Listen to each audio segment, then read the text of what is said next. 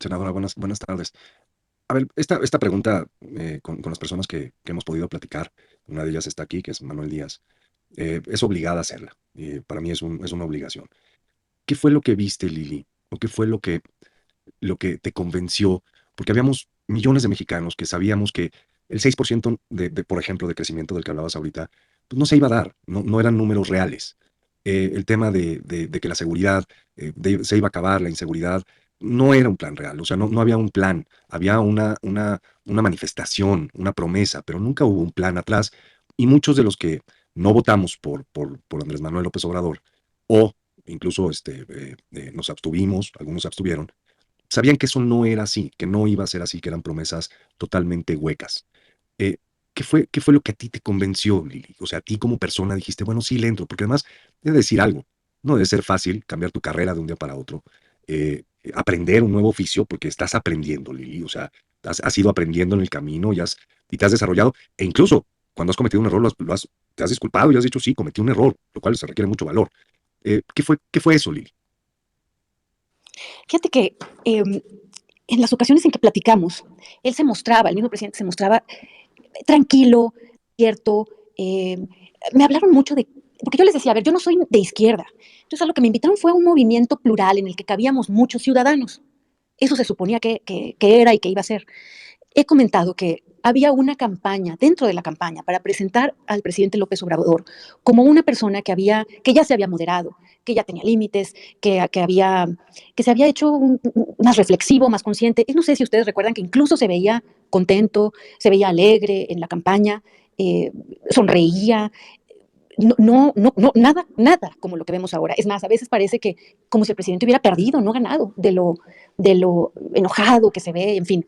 Entonces, toda esta cuestión de la lucha contra la corrupción, eh, de luchar para que haya menos pobreza, por un Estado de Derecho y contra el crimen. Es cierto que lo del crimen, bueno, obviamente nunca me imaginé que fueran aliados del crimen. Evidentemente, si yo lo hubiera sospechado, pues no hubiera aceptado.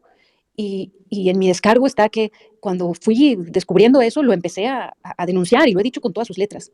Pero pues sí, les creí que iban a ir por ahí y debo decir que tú y los que tú conoces que no le creyeron, pues fueron más inteligentes que yo, tuvieron un mejor criterio que yo, tal cual. Pero yo me di, aunque me haya dado cuenta ya estando ahí, eh, pues corregí y cada día yo me esfuerzo por enmendar ese error, pero pues fue un error claramente y obviamente, yo lo he dicho, no me va a alcanzar la vida para arrepentirme, porque no se trata de que yo simplemente, o sea, lo fácil habría sido dejar el Senado y ya, pero no está en mi carácter eso. Yo siento que tuve un mal criterio, que tomé una mala decisión al haberlo apoyado y tengo que enmendar y corregir. Y, y pues es lo que estoy haciendo. Por fortuna, yo no tengo cola que me pisen y andan muy desesperados viendo que me encuentran. Fue una de las razones por las que me invitaron, pues, que no tengo cola que me pisen, que yo nunca había estado en la política y que no hablo como político. Entonces, o sea, por eso me echaron el ojo. Ahora hay cosas que me quedan muy claras. Y yo le creí que iba a respetar el Senado, porque yo nunca habría aceptado un cargo como una empleada de él. Yo sí le creí que iba a respetar la división de poderes. Entonces empecé a ejercer la libertad y la responsabilidad que tiene un senador como contrapeso. Y bueno, pues inmediatamente se pusieron como locos los de Morena, porque ellos lo que hacen es que invita a él a alguien como candidato y es un intercambio de favores. Y yo no entré a eso, yo no entré a ensuciarme a eso. Y entonces cuando me dicen que me fui al PAN por conveniencia, pues eso no tiene ni lógica. No se necesitan dos dedos de frente para entender que yo dejé a Morena y al presidente y a todos los mandé a volar cuando estaban en la cúspide del poder. Ahí fue cuando los dejé, porque Pues no estoy de acuerdo. Entonces, de eso sí me enorgullezco mucho. Los dejé en la cúspide del poder. Váyanse mucho a la fregada, perdón por la expresión tan coloquial, pero váyanse a la fregada con todo su cochinero y con todo lo que engañaron. Y pues sí, rompí lanzas y aquí estoy peleando contra lo que considero que es efectivamente un violador serial de la Constitución, como lo he estado señalando. sobre ese tema en particular, y antes de que pasemos micrófonos, porque nos han hecho aquí preguntas, si es un violador serial de la Constitución, ¿usted considera que es un aliado del crimen? Eric Escalante nos está preguntando. Y si es así, ¿ya presentó formalmente alguna denuncia en su contra? Sí considero que es un aliado del crimen. Cuando fue a comparecer la secretaria de Seguridad Pública, Rosa Isela Rodríguez, cuando fue a comparecer al Senado, escribí un discurso, y ahí está en redes. Ese discurso de 9 minutos se viralizó, y se los dije con toda claridad. Entregaron la plaza al crimen organizado de México para poder acceder al poder. Lo dije en el Senado con todas sus letras. No he presentado una denuncia. Si les encanta al propio presidente y a su gente decir, presenta una denuncia, sí, como si fuera yo tonta, como si hubiera un abogado que me vaya a acompañar, o como si yo tuviera un ejército que me vaya a proteger del poder del crimen organizado, coludido con el poder de un presidente que tiene, valga la redundancia, un poder, el hiperpresidencialismo mexicano en toda la extensión de la palabra. Solo veamos lo que pasó en Sinaloa y que ha comentado con mucho valor mi compañero Mario Zamora. Eh, hay, él ha platicado, y hay otras personas que han comentado con todo detalle cómo el crimen organizado les ayudó a ganar las pasadas elecciones y cómo se hizo ya el corredor de los gobernadores de Morena. Miren, ayer lo que pasó en Caborca, pues no necesitamos, o sea, quien no lo quiera ver es porque, quien no lo reconozca es porque no quiere, porque no le conviene. Lo que pasó en Caborca, allá en mi tierra, ayer, con con el grupo de narcos que llegaron y desolaron la ciudad y la tuvieron secuestrada por horas a toda la ciudad, es increíble. ¿A poco todo el poder del Estado mexicano, considerando ejército, marina, todas las policías, todo el poder del Estado mexicano no puede poner orden, digamos en Caborca o en el sur del Estado que está asolado por el crimen? Claro que pueden, pero no quieren. Y ese es uno de los puntos que a mí más me duele en lo personal, porque cuando hicimos la campaña en Sonora, pues el crimen estaba desatado, hoy está peor, pero en ese momento era un sangrerío, y lo que más se ofrecía y ofrecíamos era seguridad.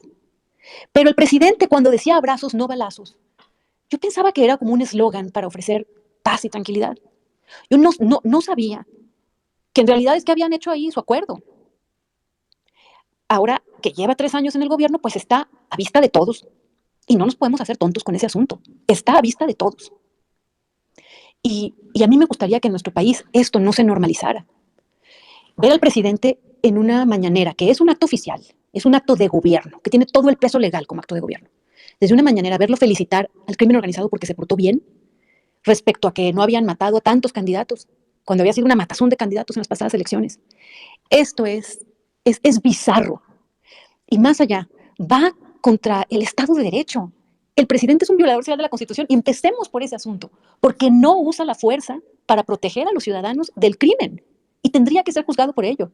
Y también porque pues, viola el artículo 1, no respeta, no protege los derechos humanos, el artículo 6 sobre la libertad de expresión, el artículo 7 también lo viola, el artículo 40 sobre el federalismo, que quiere entrometerse en todas las entidades federativas, el 41, el 49, que es la división de poderes, quiere ordenar todo al Poder Legislativo y al Poder Judicial. Por supuesto que es un violador serial de la Constitución. Tengo todos los artículos que viola. Yo no soy abogado, pero tengo abogados con quienes estudio y consulto, y con toda claridad me orientan. Y deberíamos llevarlo a juicio político, pero el presidente sigue teniendo fuero. Por más que diga que puede ser juzgado como cualquier ciudadano, miente el presidente. No puede ser juzgado como cualquier ciudadano, se le tendría que llevar a hacer un juicio a través del Congreso, y obviamente todos los legisladores que lo acompañan lo van a proteger, como hemos visto particularmente en esta semana, como a pesar del evidente conflicto de interés de su hijo con la casa, los legisladores, los senadores de Morena salieron a defender esa posible corrupción, esos posibles presuntos actos de corrupción, con los argumentos más ridículos e irracionales. Nomás le faltó a Vasconcelos, al senador Vasconcelos, nomás le faltó decir que al hijo del presidente de chiquito le gustaba el arroz y las albóndigas y que por eso es incapaz de cometer ningún delito. Nomás le faltó decir eso, que porque lo conoce desde hace muchos años y era un niño muy, muy lindo. Entonces, ¿estamos ante un hombre autoritario? Por supuesto que sí. ¿Y que es un violador de la Constitución? Por supuesto que sí. Y ojalá, en la próxima entrega de la medalla Belisario Domínguez, ojalá tenga el valor y la responsabilidad cívica de ir al Senado y escuchar todo lo que les tenemos que decir los senadores de oposición. Ahora vamos a pasar a micrófonos. A ver,